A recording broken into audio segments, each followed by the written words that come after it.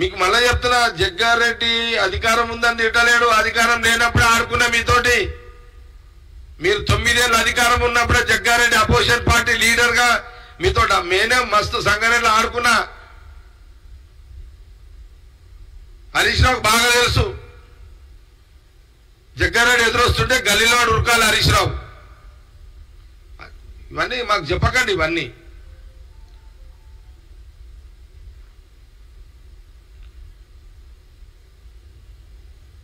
కాబట్టి కొంత మీరు లాంగ్వేజ్ చేంజ్ చేసుకుంటే మీకే మర్యాద ఉంటుంది.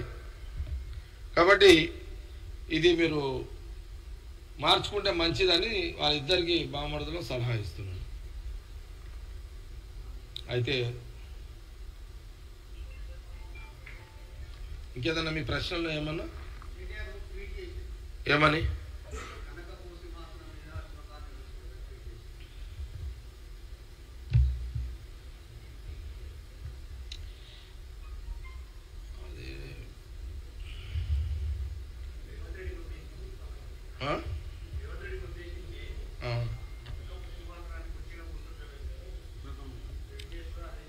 నేను మళ్ళీ దాని జవాబు మళ్ళీ చెప్తా.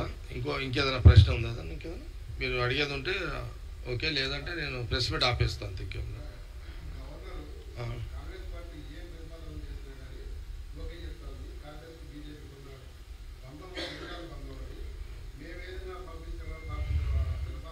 అవునవును. ఇప్పుడు నిన్న కేటీ అదే తిరుపతి రెడ్డి నువ్వు అడిగినావు, అర్థమైంది. నిన్న మళ్ళీ కేటీఆర్ ఈరోజు కూడా స్టేట్మెంట్లో వచ్చింది కేటీఆర్. అదే ఏంది మళ్ళీ మాది బీజేపీ కాంగ్రెస్ ఫెవికోల్ బంధం అని పిచ్చోడు చెప్పినా నమ్మటం నాయన. అది బీజేపీ కాంగ్రెస్ బీజేపీ భద్ర శత్రువులు. మేము ఎదురు పడితే పొడుచుకోవాల్సిందేనా నాయన, వాడైనా మేమైనా. వాడు మమ్మల్ని చంపుతారా, మేము బీజేపీని చంపుతామా రాజకీయంగా? మా పరిస్థితి అట్లుంటుంది. మీతో దాగుడు మూతలు ఉంటాయి మా దగ్గర. ఇప్పుడు రేవంత్ రెడ్డి సీఎం హోదాలో పిసిసి ప్రెసిడెంట్గా ఈ అవతల కిషన్ రెడ్డి వస్తుంటే ఎదురువాదు కిషన్ రెడ్డి కదా ఇప్పుడు ప్రెసిడెంట్. రాజకీయంగా వదిలితే పొడుచుకోవాలి. ఆడు పొడుస్తాడా మేము పొడుస్తామా? రాజకీయంగా మా పరిస్థితి అట్లే ఉంటుంది.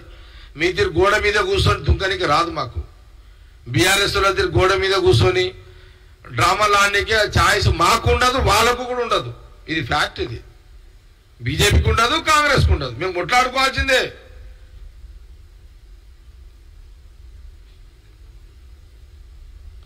అయితే సరే, ఇప్పుడు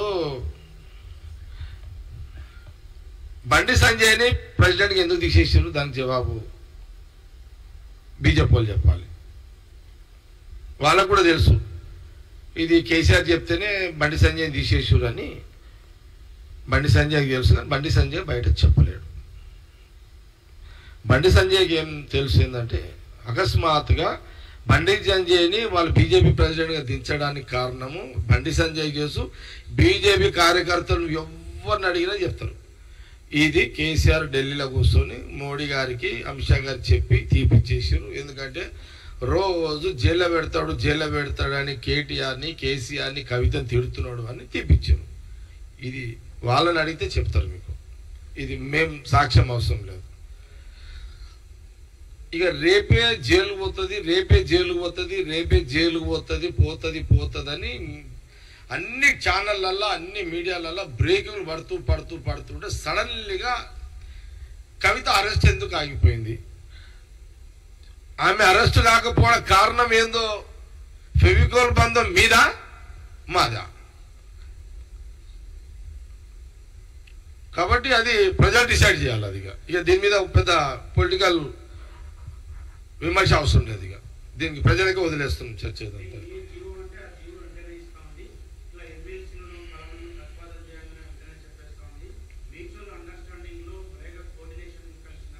నేను ఏమంటున్నానంటే ముఖ్యమంత్రి రేవంత్ రెడ్డి గారు కాంగ్రెస్ పార్టీ కోదండరామ్ గారి పేరుని ఎమ్మెల్సీగా పంపించినప్పుడు పెద్ద మనసుతోటి ఆమె ఈయన ఉద్యమ సారథిని ఆమెను గౌరవించడం ఇది మంచి నిర్ణయము, మంచి పరిణామము.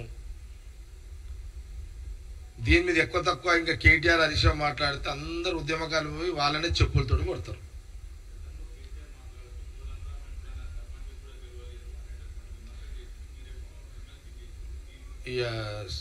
అందుకే మంచి ప్రశ్న నువ్వేం అడుగుతున్నావు అంటే, కేసీఆర్ ఒక సందర్భంలో కోదండరాము అనే మహానుభావుడు సర్పంచ్కి కూడా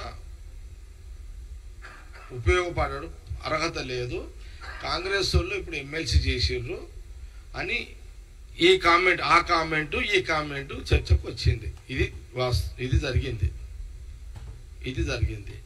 సర్పంచ్కు పనికిరాని కోదండరామ్ గారు 100 సార్లు ఇదే కేసీఆర్, కేటీఆర్, హరీష్ రావు కోదండరామ్ గారు ఇంటికి పోయి అయ్యప్ప అని దండాలు పెట్టి కాళ్ళు మొక్కి మాకు జేఏసీలో మమ్మల్ని లేపుండి మమ్మల్ని ఎత్తుకోండి అని మొక్కిన రోజు ఎక్కడ పోయింది అంటే, ఆ రోజు ఆయన కెపాసిటీ, మొన్న మీరు గవర్నమెంట్ వచ్చినాక ఆయన కెపాసిటీ లేదా? అప్పుడేమో మీరు ఏదో కానికే ఉద్యమం పేరు మీద మీకేమో అప్పుడు ఆయన మా పెద్ద మీరే తోపు అంటారు, మీరే ఇట్లా అంటారు. కాబట్టి వాళ్ళ మాటల విలువ లేదు, ఇవ్వద్దు. ప్రజలు కూడా, తెలంగాణ ప్రజలు కానీ విద్యార్థులు కానీ అందరూ కూడా తెలిసిన విషయమే. కాబట్టి ఇది చాలా గౌరవప్రదమైన నిర్ణయం జరిగింది. ఈరోజు కోదండరామ్ గారి యొక్క జరగబోతుంది కోదండరామ్ గారి యొక్క ఎమ్మెల్సీ ఎన్నిక సందర్భంలో.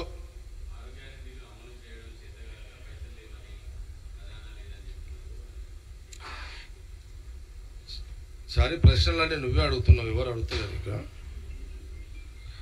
నేనేమంటున్నా అంటే, తెలంగాణ రాష్ట్రం 9 ఏళ్ళు పరిపాలించారు కేసీఆర్. కిరణ్ కుమార్ రెడ్డి కాంగ్రెస్ ముఖ్యమంత్రిగా దిగిపోయేటప్పుడు 60,000 కోట్లు నాయన రాష్ట్ర విభజన, ఇగో మీకు 60,000 కోట్ల రూపాయలు ఇగో శిలకిస్తున్నా, విభజన టైంలో మీకు రాష్ట్రంతో పాటు 60,000 కోట్లు మీకు శిలకిస్తున్నా, ఈ 20,000 తోటి ప్రజలను ఆదుకోండి అని ఆ రోజు కిరణ్ కుమార్ రెడ్డి కాంగ్రెస్ ముఖ్యమంత్రి రాష్ట్ర విభజన చేస్తూ ప్రజలు ఇచ్చిన ఈ ముఖ్యమంత్రి అవకాశ సందర్భంలో 60 కోట్ల రూపాయలు ఆడ శిలకు ఉండే పైసలు బడ్జెట్ ఉండే మన దగ్గర. ఈ 9 ఏళ్లలో 6-7 లక్షల కోట్లు అప్పు చేసారు. మీరు మొత్తం నాకి పడేసారు. మొత్తం తెలంగాణ ఫైనాన్స్ బడ్జెట్ని నాకేసారు. ఎట్లా నాకిరంటే మీకు ఒక కథ చెప్తుంది దీని మీద. మనం చిన్నగా ఉన్నప్పుడు మనము ఇంట్లో మన అమ్మాయి అన్నం పెడతారు కదా, పెట్టినప్పుడు అన్నము ఏం సీరు డల్లును లేదు ఏమో మళ్ళీ అంత అయితే ఈ అన్నం పెట్టినప్పుడు మనకు అందరికి అనుభవాలు ఉన్నాయి కదా, పెట్టేటప్పుడు కింద అన్నం